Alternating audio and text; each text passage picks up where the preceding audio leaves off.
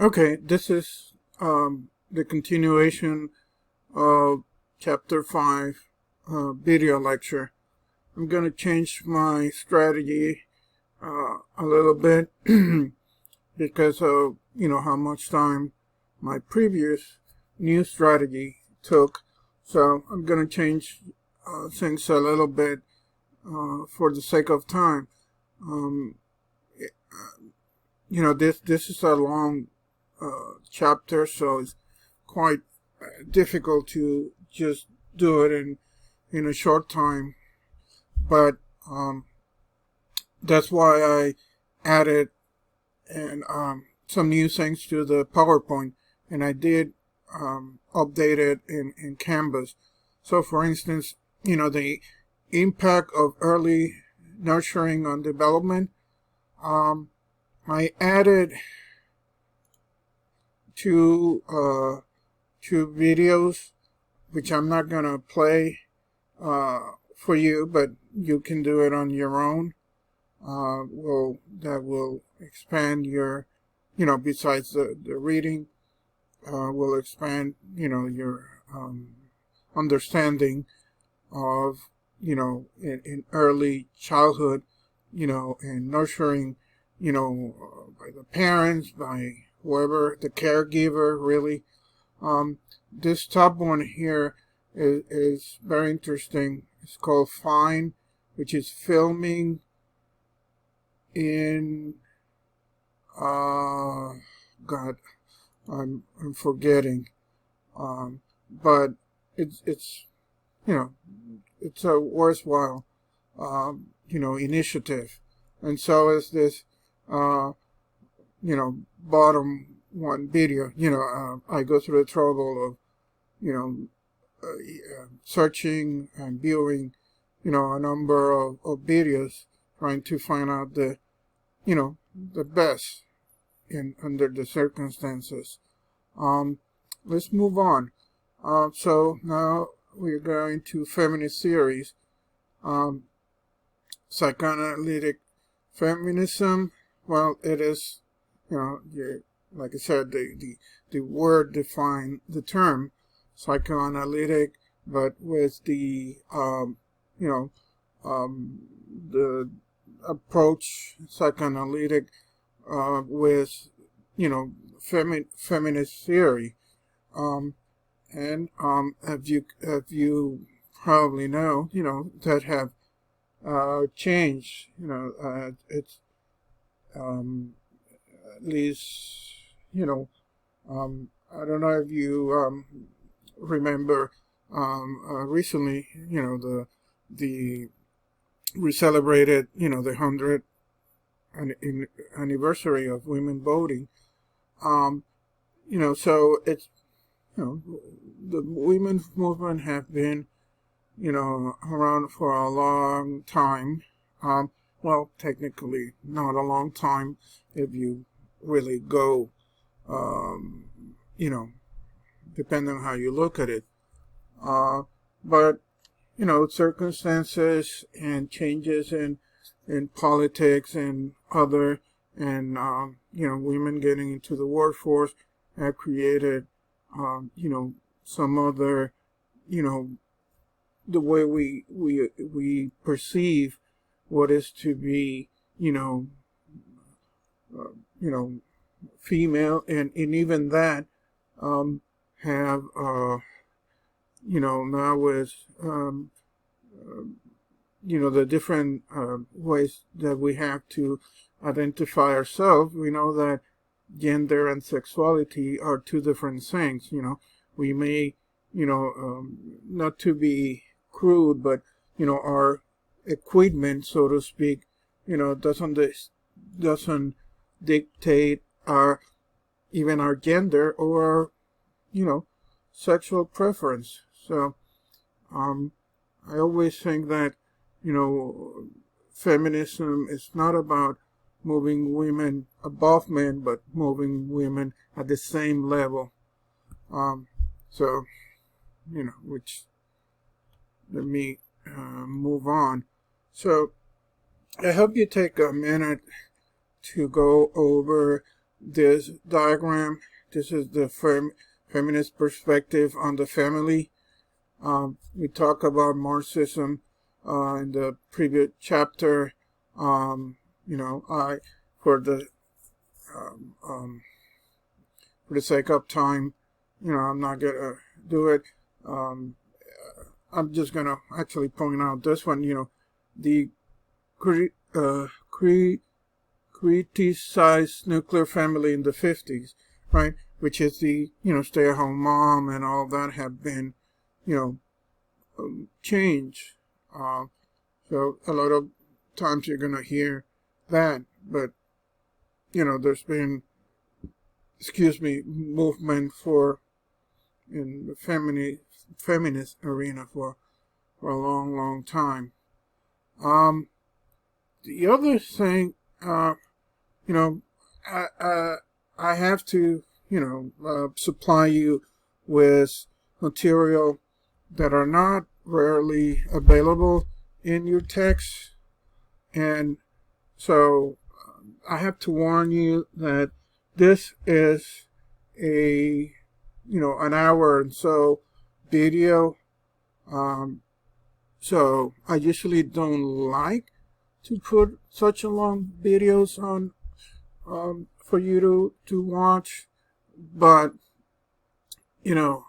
when I can really, I have no other way of saying this. It's the fact, sort of providing my audience with, which is you guys, with specific, videos, and especially since, I'm definitely not an expert on feminist theory and even to a lesser extent black feminist theory, and I try my best to find the newest sort of conference or talk about the subject, and I think this is like 8 months ago, at least it was uploaded to YouTube, so I think it's worth watching it. How many times you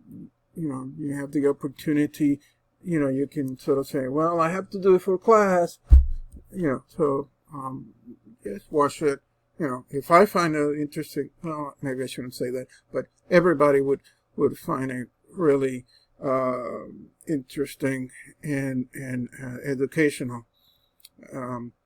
I guarantee you at least that, I try to pick from the best out there.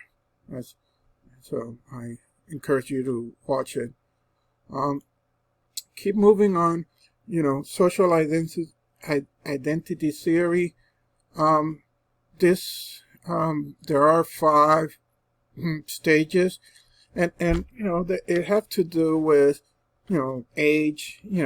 So naivety, anyway. The first one, which is during early childhood. There's no social consciousness, and by that it means think of an infant, right? It doesn't really know. I mean, it may be scared of things, but like, what is all of these things? And I don't know if they know there are people in front of me,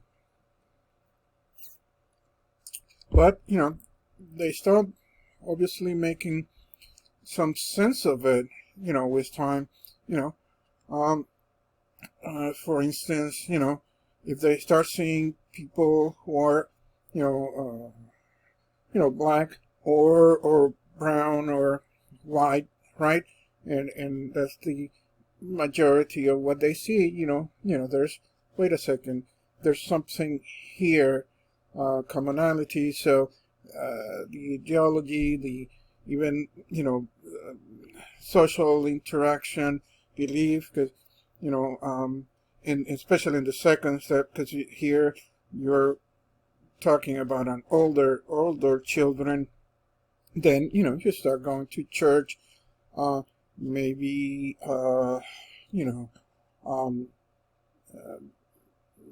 maybe the school well, not maybe, but the school, situation, the neighborhood situation, and all of that. So, accepting, what's your social identity. Resistance, again, you start noticing that, wait a second, this is not right. Yeah, I'm a adult, or well, just say an older adolescent, and why people treating me a certain way. I know what I am, but then resistance, because you need to feel like, I mean, it could be even your parents, right, that are, you're not clicking with what they want you to be doing. Redefinition, we kind of, maybe at this point, we're more of in the adulthood stage, and yeah, we kind of all mature and may sort of redefine our perceptions of our identity. And then last, the final stages, conform with revised, internalization, to incorporate everything. It took a lot of time for you, and you have to be, in this class, at least more than 21, probably more than 22 at most. And, I'm not saying that you're necessarily at that stage, but you probably are. And, and it took a long time to be where you are right now. Yes, there's going to be other sort of shocks to the system, so to speak. But that will define you. Personally, I think it's not until you stop breathing that you'll still be working on who you are. But that's maybe just me. Yes, multicultural theory. Again, actually, I may pause. Now, you won't notice, because I think that, as the best intention from the author of the book, I don't know that it's doing the best that it can in terms of this multicultural theory. I'll be, like I said, you won't notice that I stopped recording and continue again, but that's what I'm doing. Okay, that took longer than I expected, because, like I said, I like to, just share with you, the best that I can find. And I added this to videos here, which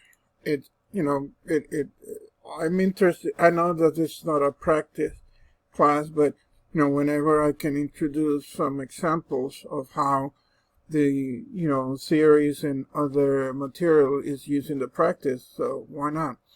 So I didn't want to also overwhelm you with too many, but I figure at a minimum I'll have a one group with children and another one with adolescents. They're not very long videos, so it gives you a good idea of how the multicultural approach is used in practice. Oops, I did not mean to do that. So the next topic is concepts of stress. We have the actually, I may have to move this slide, a little further up here. This is sort of like we're gonna talk about it, or you're gonna read about a stressor, and etc. How it sort of affects you. But excuse me, the first would be a little. I don't think this is too long on a video on what is stress. I'm not gonna play it, but you'll have it on your PowerPoint. You can see the stressor here. It's a dog, and the stress reaction is the rabbit running, and etc. Which is it's the old flight or fight, right? Either challenge or challenge, whatever, or it's a threat, right? So there are various categories of stress. I'm gonna focus on childhood, positive stress, tolerable stress, and toxic stress. It's almost like this stress that it's almost, like you say, some fear is good, because it kind of protects you, right? If you didn't have that stress, in a positive way, you may harm yourself more than you need. Or it could just be those adrenaline to that and heart rate that makes you either fight or flight, that give you that extra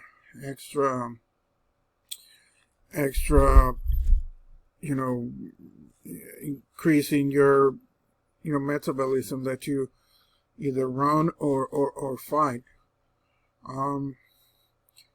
Tolerable stress, well, isn't that what we I would say before the pandemic, it could be our daily, but it is even though it's serious, but it's temporary.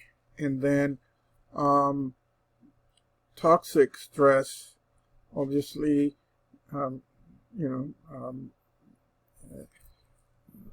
like I said, the term sort of explains itself. It's something that if it's too long, it can harm us, physically, and mentally too. Heart disease, alcoholism, anxiety, depression, and if it's, if you start that toxic stress when you're a child, it just, it's a matter also of exposure, all of your, I'm not going to get into the cortisol, which is a hormone, and although, that's another lecture, if we become sort of used to this stress and are not as quick to react, and that delay could be harmful, because we may be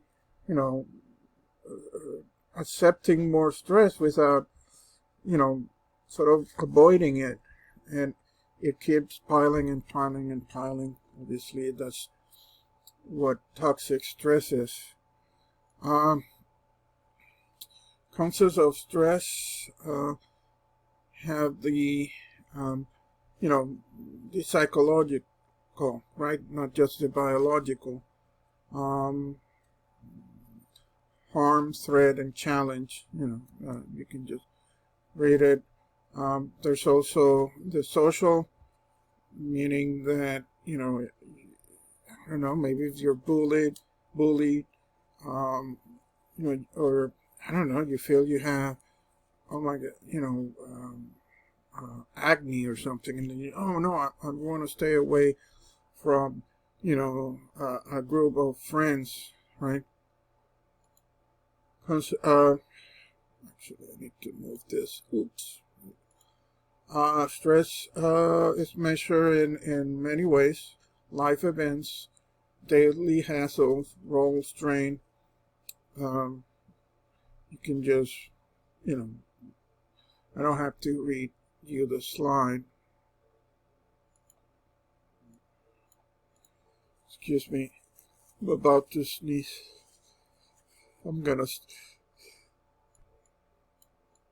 I think I stopped the recording in time so you didn't have to hear me sneezing. So, stress and crisis, I like this diagram because, the demands, whatever is it of your time, whatever, the control, when you lose control, either if you don't have support or the relationship, the role, what role you're right now, you may be a parent, a spouse, etc. And change causes stress, right? So we have stressor biological, interpersonal, and environmental. Again, I have a video which, you may stop this video to watch this other video. Okay, so maybe you call this interactive video, because anyway, no. Traumatic stress, and this is when it just is too much, right? Natural, well, I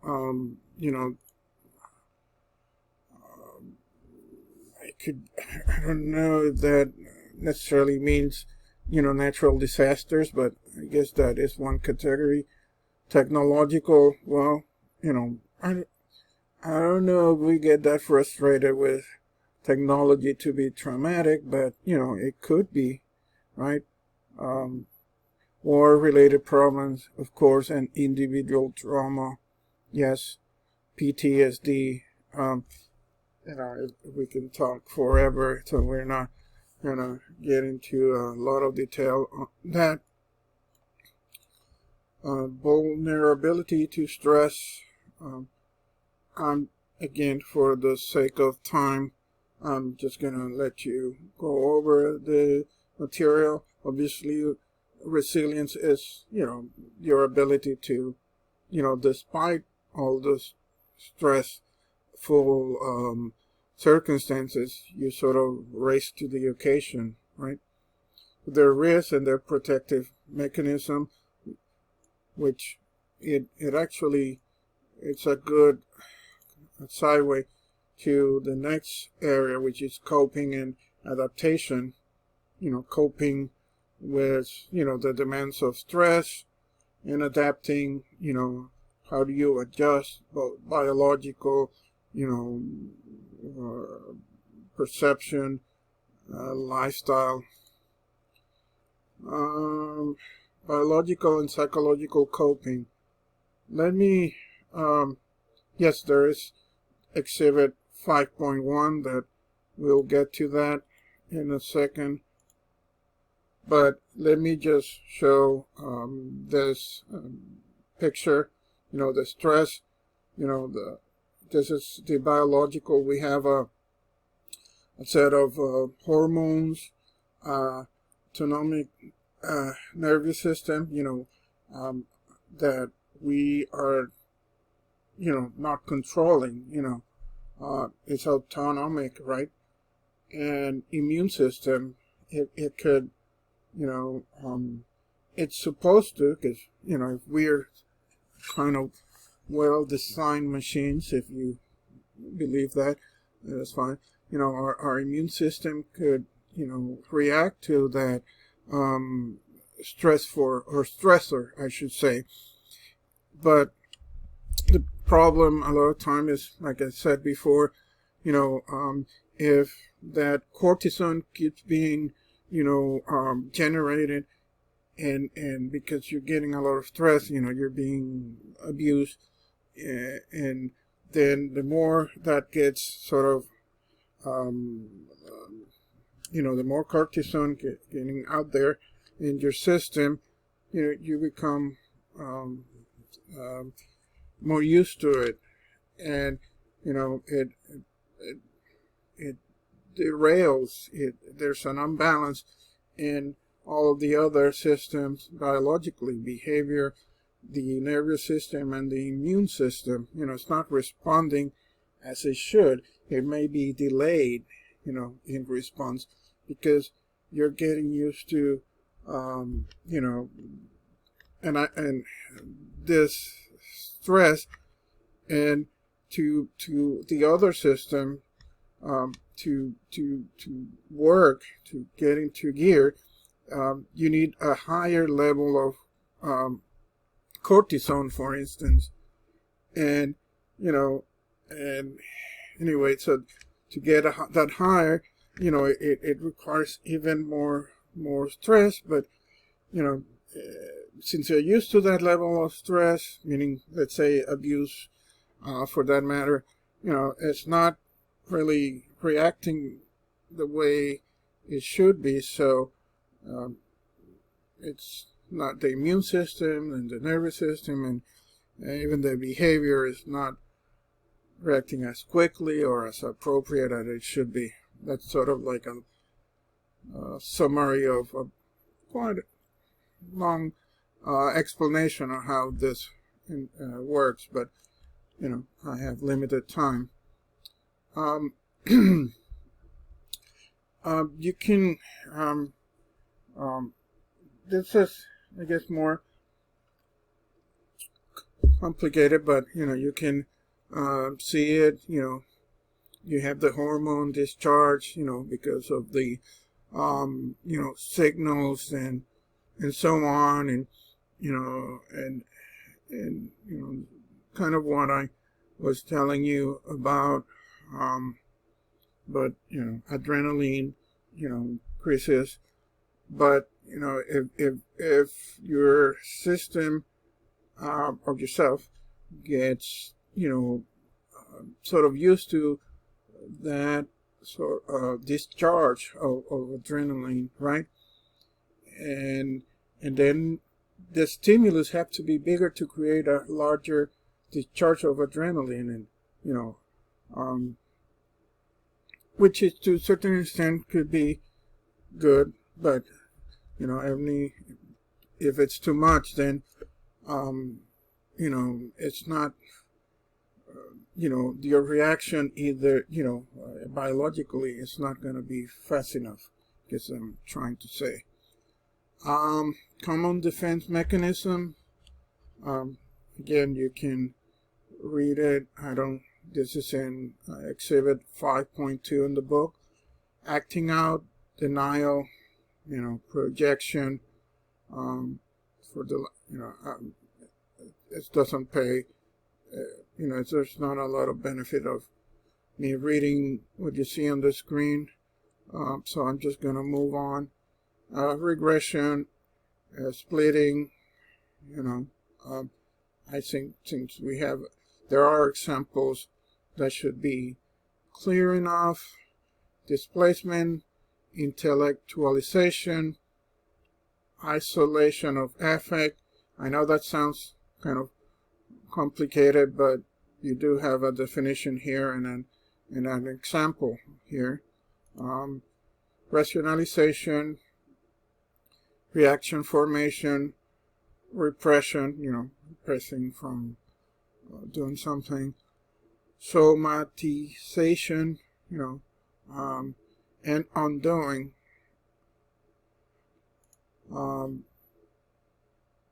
These are most mature defenses. Sublimation, That happens more than we would like to. And, humor. How many of you have family members who deal with their defense mechanism as humor? I am not guilty myself, but I know I have family members, or at least one that I particularly, which I'm not going to tell you who that is. Okay, so coping styles: problem focused coping, emotional focused coping, relational coping, and Lazarus in 1999 identified particular behavior typical of each coping style. Problem focus, emotional focus, and problem or emotional focus. We have some, examples here. This is Exhibit 5.3, but I'd like to maybe, summarize things by a very simple diagram, right? How can you cope? Spend the energy exercising, maybe a relaxing bath. I don't know how many of you would do that. Probably you may do it in front instead of a mirror. It would be your phone. Meditate. Actually, that I have to admit that works, and actually works so good in my case that I've stopped doing it, which I should get back to it. But other ways: managing your time, asking for help, establishing healthy boundaries, create a to-do list. And yes, I could have added quite a lot more, diagrams like this. This is already passing the, I think, half an hour, and I knew that, this is a long chapter, but you do have to read. Social support. I mentioned the importance of social support in terms of coping, right? Personal, even now with virtual support.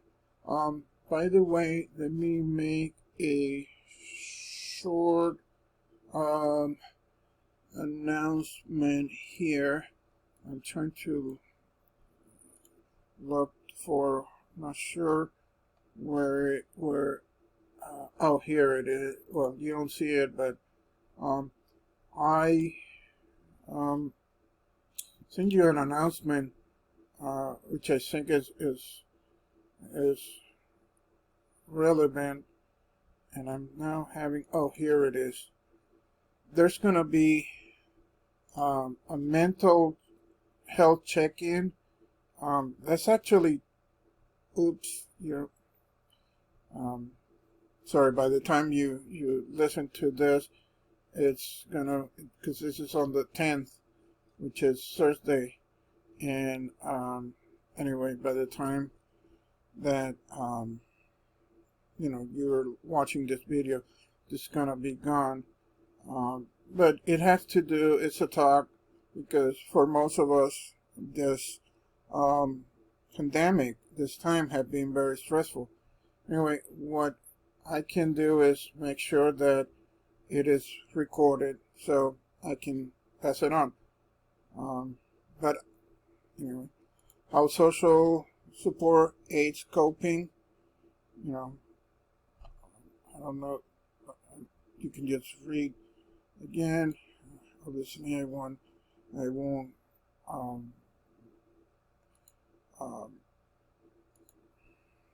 add a lot, since I already really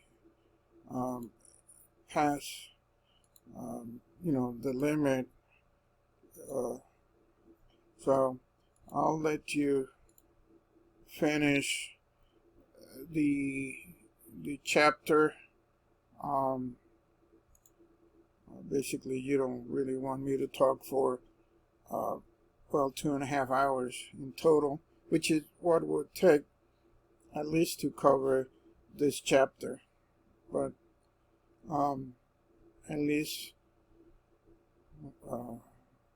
there are some videos here to sort of give you a break from my voice. I don't even, well, anyway. So I'll stop here, as you know. So I lost the little thing to stop.